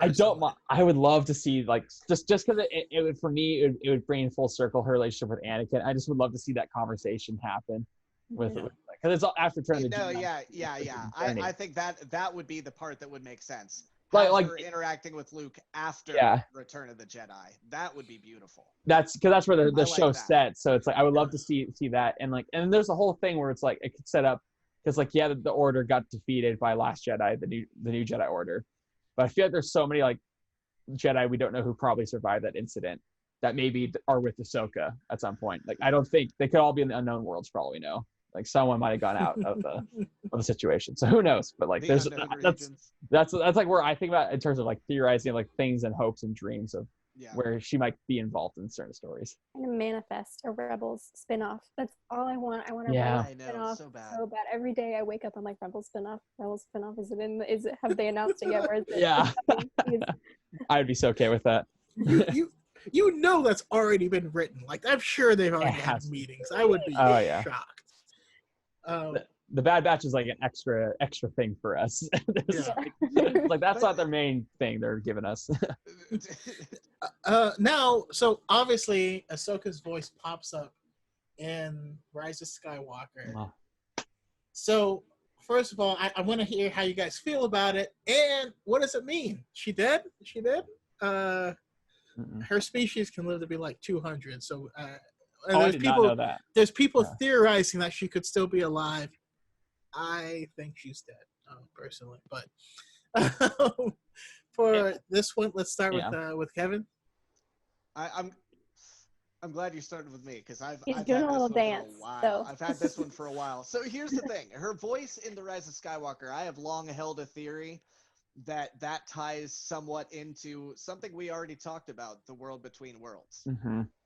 Because the thing is, with the world between worlds, as you notice in those scenes.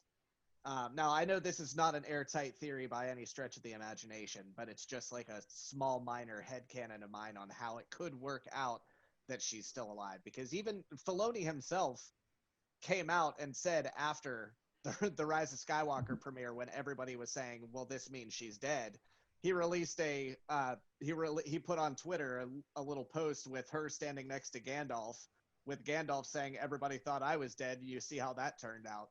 So like he was pretty much confirming right there that like, no, I still have plans for her. She's not dead at this point in time.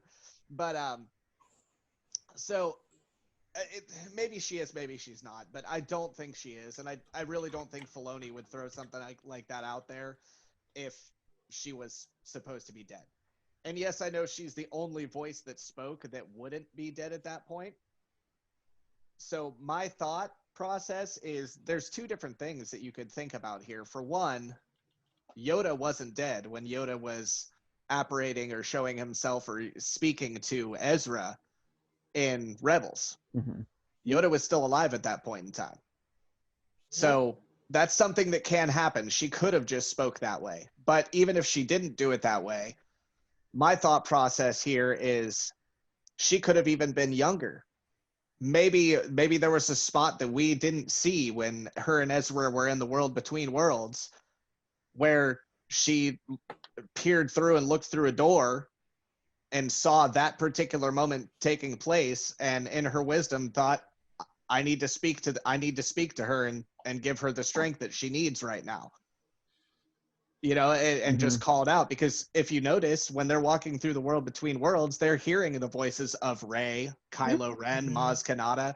I mean, there are voices of the sequel characters just floating through the air in there. So it would make sense that she would be able to speak back to them through the world between worlds when she's in there. Yeah. So I have a small theory of mine on how, you know, maybe that doesn't mean that she's dead, and maybe the reason that it still was the young Ashley Eckstein voice that was speaking to her was that it was still somewhat young Ahsoka. It was Ahsoka speaking to her from the world between worlds. Yeah. Also, I kind of gloss over this, but how close was Palpatine to taking over everything? If Palpatine, oh my God, if he got through there, hold of the cosmic force, that's game over territory. Oh yeah. And Ezra was the one that protected it. Ezra. Amazing. No. It wasn't Ezra that protected it. It was totally Ahsoka. But yeah, same question going to Sean. Yeah.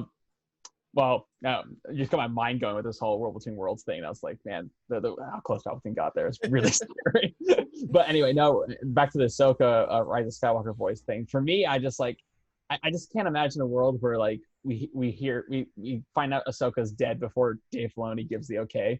That's fair. That's fair. I feel like she's gonna die on his terms, and like I don't think he's gonna let that. Like, okay, J.J. Abrams, let's reveal this here. And it's like I don't know. I just don't see it happening. Also, wishful thinking on my part, I just really want to see an older Ahsoka help Rey establish a new Jedi Order, because that would be really cool. Because thematically, as characters, they both have gone through journeys of learning from the mistakes of Jedi of yore and what it means to be a true Jedi. Like Rey learned that from Luke and Leia, and then Ahsoka from her own experience living through it. So I feel like them coming together, they would have such a good, worldview of what makes a Jedi and what that balance is, kind of thing. So the two of them coming together to help make an order would be mwah. So we'll see what happens, but I personally don't think she's dead in that sequence. And just hearing it, maybe that's me just not wanting to be dead yet. I just need to see that story play out for me to be okay with it. Hey, I mean that's fair. Emily, your thoughts? Yeah, I can only echo what they've said. Kevin stole my exact point, which is that Yoda speaks to Ezra while he's on Dagobah. He's not dead yet, so obviously it's canon that it's possible. I'm not dead yet. I'm only almost dead. Sorry, you said. Continue. I didn't mean. But no, I feel like I like the idea of Ahsoka dying on Dave Filoni's terms. Like, I agree. Mm-hmm. I don't think that they'd let that just kind of be a glossed over thing. Yeah. I mean, it might mean that she has died before that, but it's not going to be something that isn't shown or explained about why it happens. I feel like she, in a lot of ways, is the Luke Skywalker of like this generation, whereas as Luke was the one of the original trilogy generation to sort of like subvert expectations and be the good to look for. Ahsoka has also been that. So I like the idea of her fulfilling the role that he wanted to fulfill, obviously before Kylo Ren happened, and building a new Jedi Order with Rey. But speaking on the World Between Worlds, Ben Solo, he's got to be there. Like, there's no doubt in my mind. Like, something else has to be done with the World Between Worlds. But yeah, I don't. She could be dead, but I like to think that she's not. Well, I like the parallel with for me, when I was watching Rise of Skywalker for the first time and the voices are happening, I was like, oh, it's like in World Between Worlds. When Ezra's walking for the first time, you hear all the voices from the past and the future, present. I was like, oh, this is all so cool. Like, it's that was kind of what led me to having that theory that it may be that Ahsoka's voice could be related to that, because it was a very similar scene sequence. Right. I feel like that imagery was that way on purpose. And I mean, again, that's I can't even say that's a headcanon of mine. It's like a very lightweight and loose theory, but same, yeah. But it would be cool. I like to think it. No, those are all awesome theories. Now that you're saying it, because I was under the impression, I felt that she was dead at that point personally, but now you have me. Sometimes on TikTok, I go on rants of like just making up my own story, and just to see what people think. But for this one, I'm thinking Sabine and Ahsoka go out to the far reaches in order to find Ezra, right? But he's deep out there, right? Yeah. And these are the Purgle, right? So they're probably heading towards the source of the galaxy.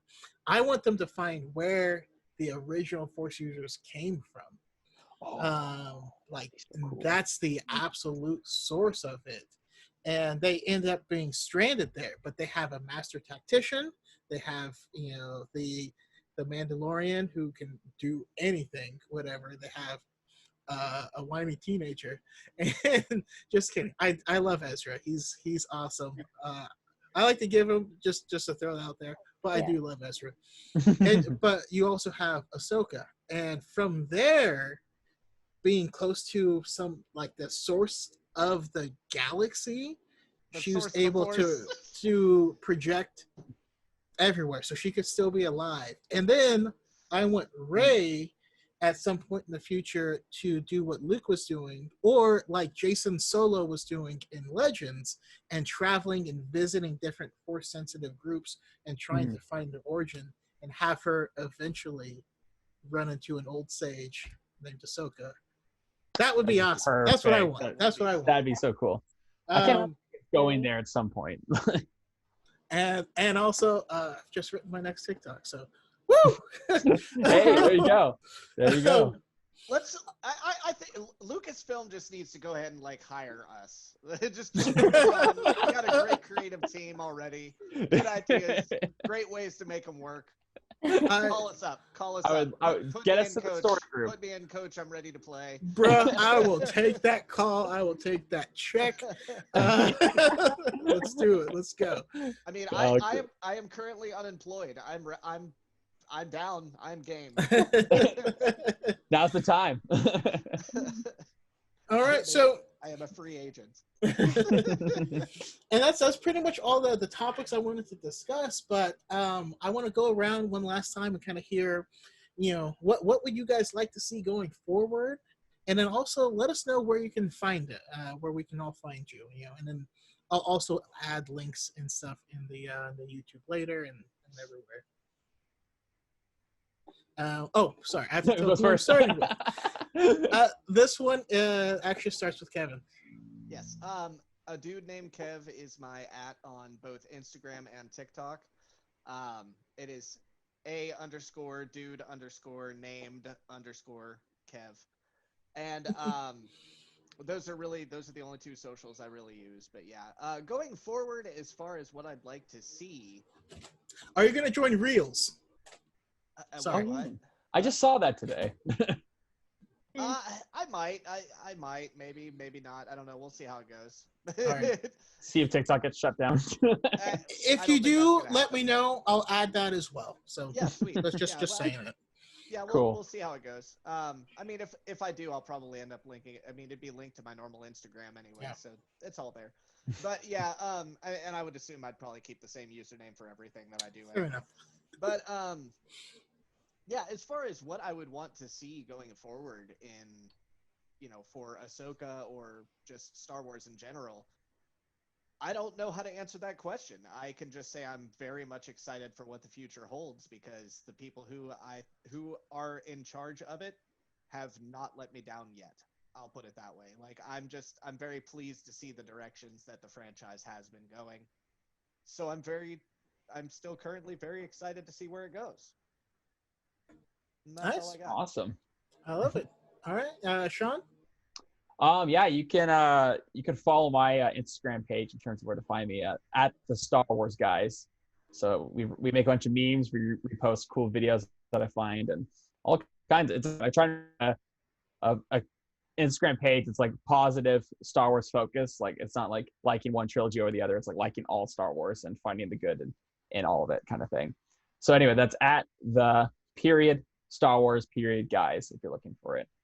Also, but yeah, your guys's It's Always Sunny memes are just fire. I have to shout out my friend Dalton makes most of those, especially the video ones. Remember Dalton from that one? Yeah. That one thing. He's such a good editor of that stuff. It cracks me up. So he'll send me those every now and then. He's like, post this. I'm like, you got it. Love him. So if you like Sunny and you like Star Wars and want to see him combined into funny memes, that's the place.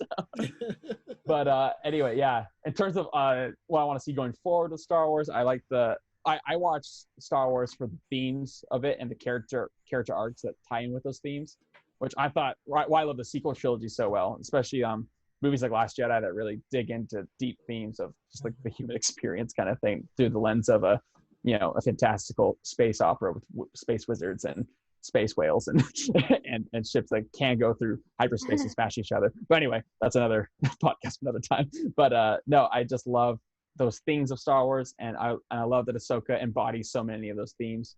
So I love to just see that type of storytelling continue on and keep tying it all together with beautiful themes. So that's what I'm looking for. I know an Ahsoka show would do just that. Yeah. Awesome. And last but certainly not least, Emily. So you can find me on TikTok. My @ is Emily Elizabeth Wren. And in terms of what I want to see from Star Wars, I already mentioned it. Rebels spinoff. That's what I'm really holding out hope for. But yeah, no, like they both said, I trust Dave Filoni genuinely with my life. I think he's my emergency contact, like genuinely. I trust everything that he has. Like, I'm really excited about The Mandalorian season 2. I really like where that's story was going. And just, yeah, as long as it keeps to the themes and the lessons and is still about family, I'm excited to see what happens in the future. Yeah. Awesome. No, I appreciate it. Let's also not forget that Dave Filoni also voices Chopper and Embo. Yeah, that's so true. Just awesome characters. Yeah. And also, Embo was supposed to die in the one story arc where they're protecting the farm. Oh yeah. But he was so cool of a character, and everyone loved him so much that they didn't let him. They wouldn't let him Good. get off the character. So Good. but yeah, I agree 100%. I need more Rebels. That's my personal favorite Star Wars show. Don't get me wrong, it doesn't just because I love Rebels doesn't mean I don't love Clone Wars. You can like things and not hate the other. It's possible. I get that. I get that a lot. I get people saying, exactly. I'm not going to follow you anymore. I ranked my Star Wars movies, which just for everyone's context ago, Empire, New Hope, tied with Rise of Skywalker, Last Jedi, and then Return of the Jedi, Force Awakens, Revenge of the Sith, Rogue One, Attack of the Clones, Solo, Phantom Menace, and then so that's my ranking. I had people on the comment section being like, "Oh, you put the sequels way up there. I'm unfollowing," kind of thing. And or people would say like, "Oh, you have that high up. You must hate the prequels." I was like, "No, I do not. I like these things a bit more, but I really love it all. And there's things I like more in other movies, but there's no nuance anymore." Yeah, I mean but Rebels specifically gave us so much depth, so much forced lore, and I'm always going to because I'm a story guy. I'm the guy that plays the video game who reads every piece of paper that the character picks up. That's me. That's me in Natural Republic. I talk to every character and go through every line dialogue I can. How could you not? It's like some people don't. I'm like, ah. So by that, I'm always going to prefer something that has a deep narrative over an anthology. That's just that's me. I kind of like Rebels more too because of having that just purely for the Kanan Ezra, just seeing a master and apprentice train together and learn together throughout the whole show. Like we haven't really seen that like that before, and that was great to see. No, that's very true. Yeah, but overall, it's just amazing how Ahsoka came from this character that was tossed in.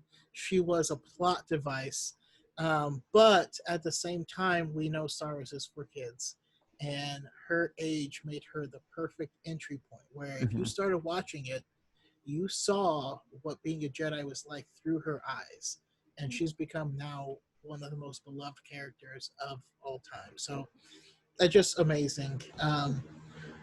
But yeah, I want to thank you guys for coming out and joining the podcast. I love you guys. I mean, like the fact that I can have these conversations is the best. Kev was here last week. So nice. Kevin was here last week where after the podcast ended, we still talked for another like 20 to 30 minutes because we just, like talking it. And it's so fun. There's a lot of bad stuff, happening in the world right now. And it's nice to be able to just, relax, have people you can let your guard down with and share something that you love. We share what we love, not what we hate. So I really appreciate you guys taking the time to do that here with me. And I will say, may the Force be with you always. Thank you. Thank you.